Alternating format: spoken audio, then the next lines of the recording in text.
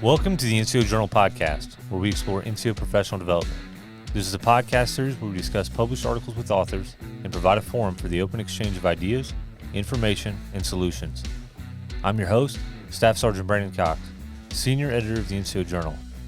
Today we'll be discussing the article NCO's Role in Multi-Domain Operations, written by Sergeant Major Clayton Dos Santos, an instructor for the Department of Army Operations at the Sergeant's Major Academy. With us is Chago Zapata, Managing Editor of the NCO Journal, and Sergeant First Class Osvaldo Aquite, the NCOIC of the NCO Journal. Thank you for joining us. Since the author isn't with us today, I think it's a good thing for us to talk about this subject and to talk about this article. I think it needs it.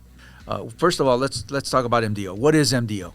MDO is how the Army envisions a joint warfighting concept that will bring to bear all the firepower, both kinetic, which is inflicting physical damage on the intended target, and non-kinetic, which is without any force, to help the U.S. gain superiority in what is increasingly becoming a contested, access-denied world of near-peer competitors like China and Russia. The conflict with near-peer competitors and adversaries across air, land, sea, space, and cyberspace. Why is MDO important to NCOs? Why should it be important for them? I mean, do you want to kick this on? I think to find out why it's important for NCOs to understand MDO, we need to start with what we foresee is the problems NCOs will face in multi-domain operations. And so that's kind of what we need to, I think that's where we need to start. You know, and I'll bring up what my belief is as far as why it's important. I think it's important when it comes to accomplishing any mission. When the commander gives his intent and he tasks soldiers, NCOs, with certain missions. I think it's important for NCOs to be aware not just of their small piece of the pie, but also of the overall strategy of what's going on. I think that being informed, being aware of what's going on, is important to being able to meet that commander's intent. If you're in the dark about the overall mission or about what's going on in the world around or what's going on in battle, you may not necessarily be on all the major briefs. But if you're as informed as you can be about MDO and about what your overall mission is, then you're going to be more capable of accomplishing whatever your mission is or whatever the task is that the commander assigned to you. In other words, you know, commander's intent. If you're not well informed, how much are you going to be able to accomplish? You know, how much of that intent are you going to be able to accomplish? Let's talk about that. What is the future fight with a near-peer adversary going to look like? And I think that's where the problems that NCOs will face will come from. Like the way I see a fight with a near-peer competitor in the future is going to be land is going to be gained and it's going to be lost from one day to another. We're not going to be able to establish forward operating bases securely in different sections of the area of operations like we did in the past, right? When we were doing coin operations, we were able to establish FOBs in different locations and securely. We never had to really worry too much about losing a FOB. But in the future fight with near peers, I see us probably gaining and having to retake FOBs from the enemy because we're going to be overwhelmed. We might be overwhelmed. We're going to lose some of those fights. And that's because the near peer applying all their elements of combat power are going to be able to defeat us at some point, just like we will be able to defeat them. And I think that's where the NCO is going to have to understand that and see that. Well, let's kind of dig into that a little bit. You're talking about the United States is used to having air superiority. Pretty much every conflict that we've ever been, we're used to that air superiority. You as an infantryman, Sergeant Aquite, you depended on close air support. You know, in combat with a near-peer competitor, we may not have that. It may cancel itself out. So there may not be, just like right now, I think in Ukraine, I don't think there's no air superiority by either the Russians or the Ukrainians. So that's kind of a stalemate. So they have to depend on other means to accomplish the mission, whether it's artillery support or whatever. I don't know. I'm not as well read in Ukraine as I should be, but I think that it would be an important thing for NCOs to study and to learn about. Well, you mentioned close air support, right? And in the best case scenario, we have air superiority and we have that close air support available. But you mentioned, with a near peer, we might not have that, and it might cancel out. But that's not even the worst case scenario. The worst case scenario is that we don't have air superiority, and then the enemy has close air support. And so that's a fight that we haven't really seen in a large scale. Never, right? Yeah. So that's what we have to be prepared for. What are we going to do as a force when the enemy has air superiority in a certain sector, and they have close air support raining down on our FOBs? I'm using FOBs because they're forward operating bases as forward troops trying to advance in different regions. But what's going to happen? That's the worst case scenario, and that's where NCOs need to begin to prepare their soldiers for worst case scenarios against a near peer threat that can apply all their elements of combat power against us. And that's kind of where I'm talking about.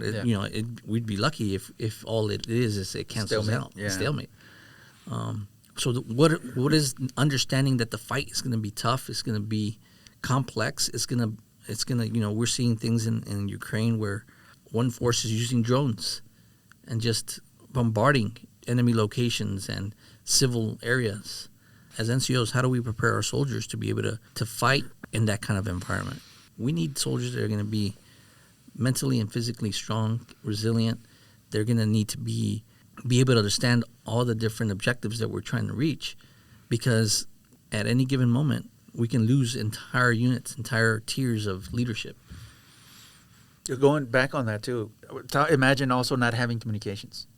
So no close air support, no air support whatsoever, and then loss of communications. That would be another thing that I think NCOs should train for. Is like, what if you're not able to communicate with higher headquarters, and the only path you have ahead of you, or the only guide you have ahead of you, is what the commander's intent was from your initial orders, and you have to follow through with that. But if you know what's kind of going on in the world around you, you may be able to make more intelligent decisions when it comes to the mission.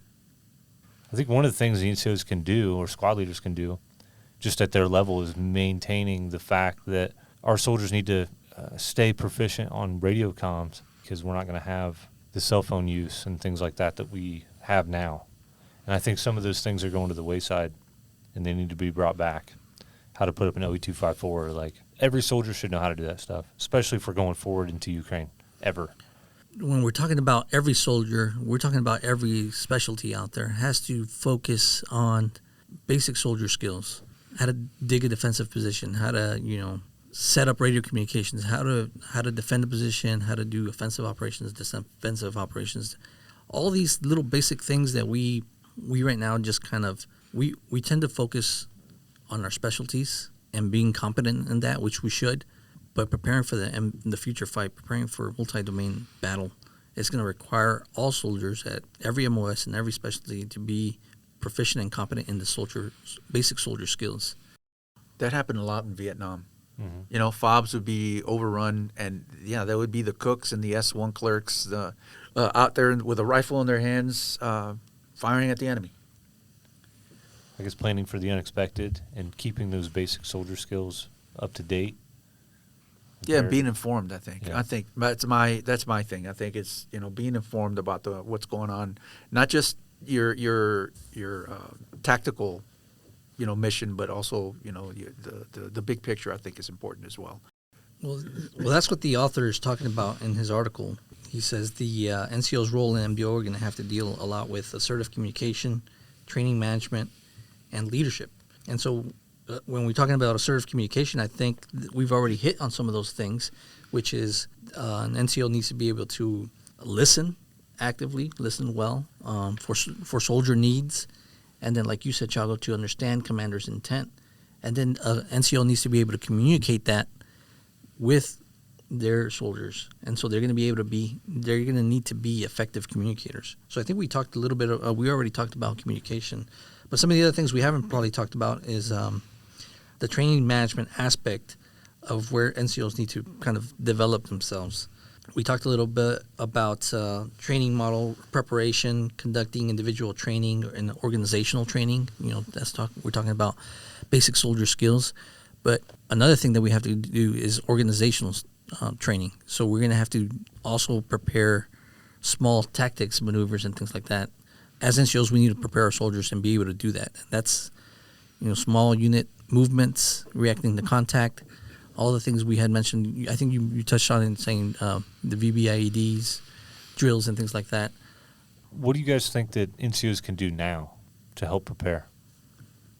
I think one of the first things that NCOs need to do is they need to assess the needs of their unit. Like, this is one of the things the author mentions. The author mentions assessing needs, setting the right conditions, encouraging initiative, taking prudent risk. Part of that assessment is seeing where your small unit right now stands as far as basic soldier skills, and then assessing whether or not they're proficient in, if there's an organizational training that the unit needs. And then maybe setting the conditions in training to be able to get soldiers to be proficient in these areas. How do you think that preparing for MDO is different from other types of training we have in the military? Well, I think you're gonna need to incorporate things that you haven't done before.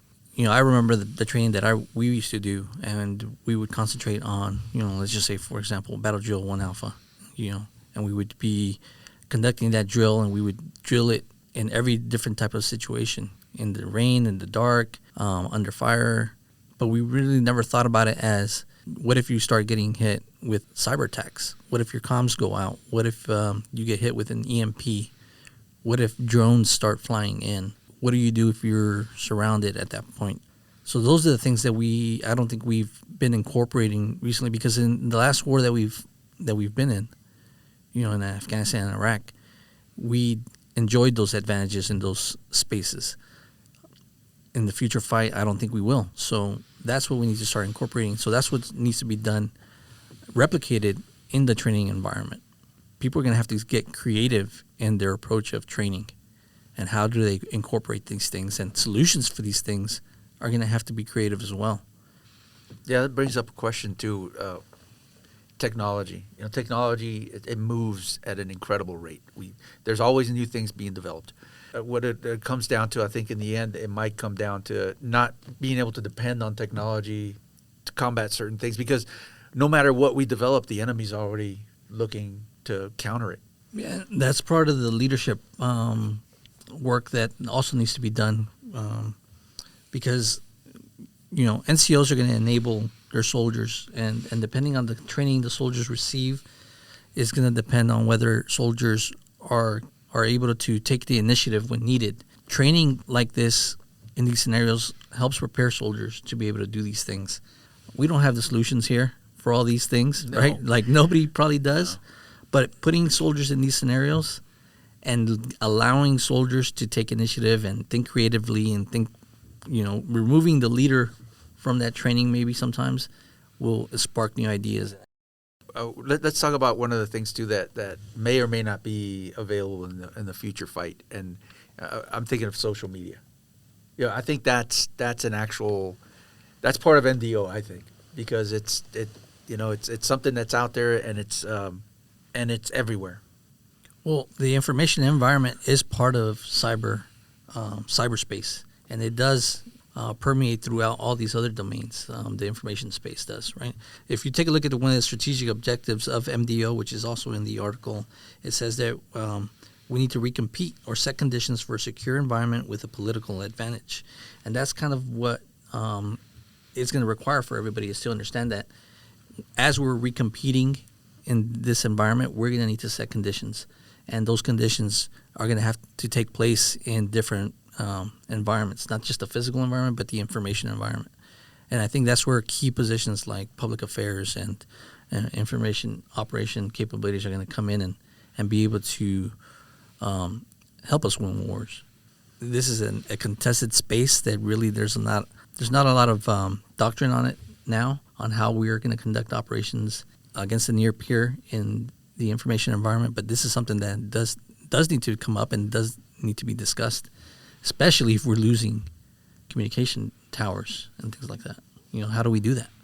But winning matters. So we need to prepare to fight and win, and that's where I think the difference will come, because our Army is better trained, better prepared, has more soldiers and leaders that are creative thinkers, critical thinkers, and we need to continue to develop that, because at the end of the day, the fight may happen, but we need to ensure that we win, and it's gonna take all these things coming together for us to be able to do that. We would like to say thank you to Sergeant Major Dos Santos and a thank you to our audience. Remember to put your knowledge to the page, submit articles, and get published with the NCO Journal. Don't forget to check out our webpage and follow us on social media. We'll catch you next time on the NCO Journal podcast.